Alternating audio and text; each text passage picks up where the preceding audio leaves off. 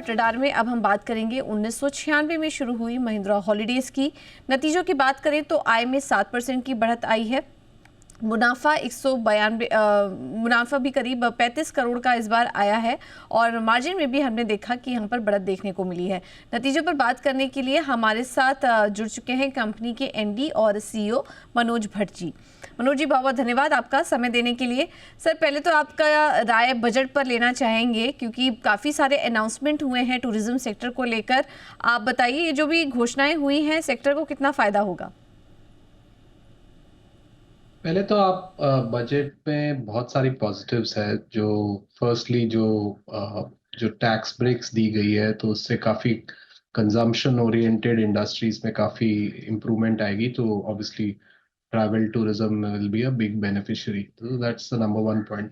दूसरा, जो उन्होंने प्रमोट करने के लिए जो स्कीम्स डाली है from a tourism perspective, so that is also very positive. तो ओवरऑल आई थिंक बजट देखा जाए तो from a perspective of our industry I think it's very very positive. It will always जो अभी जो डिमांड चल रही है स्ट्रॉन्ग, उसको और इम्पेटस देगी, and that's something which is very good for the industry. Sir, industry को इस बार इंतज़ार था कि इंफ्रास्ट्रक्चर स्टेटस से जुड़ी कुछ घोषणाएं हो सकती हैं। काफ़ी समय से इसकी मांग भी की जा रही थी। अभी फ़िलहाल जो नए होटल्स बनेंगे, करीब 50 डेस्टिनेशन यहाँ पर अनाउंस हुए हैं जिनको कि इंफ्रा स्टेटस मिलेगा। क्या आने वाले समय में आप इसका स्कोप और बढ़ते हुए देख रहे हैं?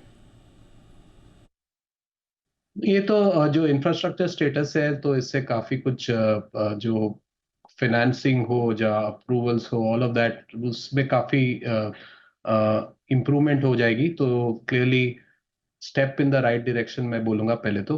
दूसरा चीज है कि जो ये 50 डेस्टिनेशंस का जो प्रपोजल है, इससे एक्चुअली जो इंफ्रास्ट्रक्चर डेवलपमेंट, जो associated kind of destination development initiatives है उनको भी काफी बढ़ोतरी मिलेगी। In fact they will improve.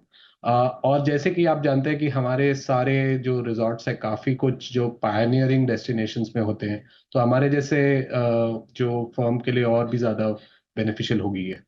चलिए, कुल मिला के ये बजट टूरिज्म सेक्टर के लिए, होटल इंडस्ट्रीज़ के लिए काफ़ी अच्छा रहा और आगे इससे फ़ायदा भी होने की बात की जा रही है।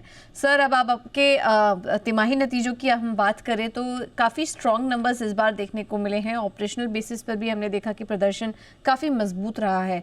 अहम हाईलाइट्स क्या थे सर इस क्वार्टर, जिसकी वजह से हमने ये ग्रोथ देखी? अगर क्वार्टर को देखा जाए तो पहले तो जो हम ट्रेंड देख रहे हैं कि जो स्ट्रॉन्ग डिमांड साइकिल है वो कंटिन्यू हो रही है, so that is quite positive. दूसरा, जैसे हमारे जैसे नंबर को देखो तो आप ऑक्यूपेंसी जो है 84.2% रही है for the quarter, which is a slight improvement over same quarter last year.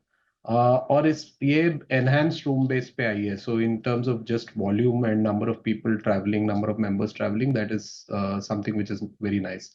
और इससे जो इम्पैक्ट हुआ है कि जैसे आप रिजॉर्ट रेवेन्यू देख लो तो about 12% up compare to the last year, and that is a sign that actually things are headed in the right direction for us. तो दूसरा चीज मैं बोलना चाहूंगा कि जैसे हमने डेस्टिनेशंस की बात की थी पहले, तो हमने ऑलरेडी अबाउट 206 रूम्स इस क्वार्टर में ऐड किए हैं। Overall for the year about net 371, and by March 26 another 1000 rooms इसका हमारा प्लान है। तो इस प्लान के हिसाब से जैसे हम ये हमारे डिमांड एस्टिमेशन जो है उसके लाइन में है, so that is something which will be very positive for all our members and for future customers of ours. तो इस बार मेंबर एडिशन की अगर बात करें तो वहाँ पर इस तिमाही 36% की गिरावट देखने को मिली है YOY। क्या वजह थी इस गिरावट के पीछे? जो हमने जो इनिशिएटिव चालू की है कि जो मेंबर्स को हम ले रहे हैं उनको हम अ, अ, ठीक तरह से सर्व कर पाए, कस्टमर एक्सपीरियंस दे पाए, तो उसके वजह से हमने क्या किया है कि जो कॉन्ट्रैक्ट किया है कुछ चैनल्स को, कुछ कुछ लोकेशंस चेंज किए हैं, कुछ लोकेशंस पे हमने बोला है कि अभी ये वाले लोकेशंस हम अभी के लिए नहीं करेंगे, to get the model right. दूसरी चीज हमने की थी कि जो प्रोडक्ट चेंज किया था, जो 3 ईयर प्रोडक्ट है उसको हमने बंद करके 5 ईयर प्रोडक्ट इंट्रोड्यूस किया है, तो that change also has come through. तो मल्टीपल चेंजेस, तो as I mentioned in the analyst call also कि जो नेक्स्ट कपल ऑफ क्वार्टर्स भी ये चेंजेस चलती रहेंगी, बिकॉज हमारा जो पहला फोकस है इसमें model has to be right and उसके बाद ग्रोथ करेंगे। ठीक है। सो इसके अलावा कंपनी की ये भी योजना है कि वो आने वाले समय में करीब 1000 कमरे जो हैं नए वो ऐड करेंगे अपने पोर्टफोलियो में। इसके बारे में कुछ बताइए और इसकी फंडिंग कैसे होगी? ये 1000 रूम्स के लिए तो डेट नहीं लेना पड़ेगा। इनफैक्ट जो हमारा प्लान है even for the doubling of rooms to 10,000, उसी के लिए भी हमारा इंटरनल अक्रूवल्स काफी हो जाएंगे। That is the way we are planning, क्योंकि जो हमारी लोकेशन स्ट्रैटेजी है, जो डेस्टिनेशन स्ट्रैटेजी है, उसमें सर्टेन डेस्टिनेशन में हम अपना खुद का कैपेक्स डालते हैं which is more long term in nature, and then certain destination हमारे पार्टनर्स जो है वो डालते हैं, and there is a capital light model for growth.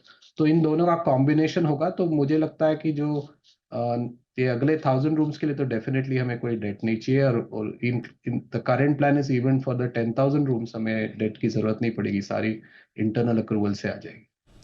ठीक है, तो इस जो एक्सपेंशन की योजना है कंपनी की, उसे फंड करने के लिए डेट जुटाने की ज़रूरत नहीं पड़ेगी, ये कहना है मनु जी का। मनु जी, बहुत बहुत धन्यवाद आपका आज समय देने के लिए और नतीजों पर और आगे के ग्रोथ आउटलुक पर भी हमारे साथ चर्चा करने के लिए बहुत बहुत धन्यवाद।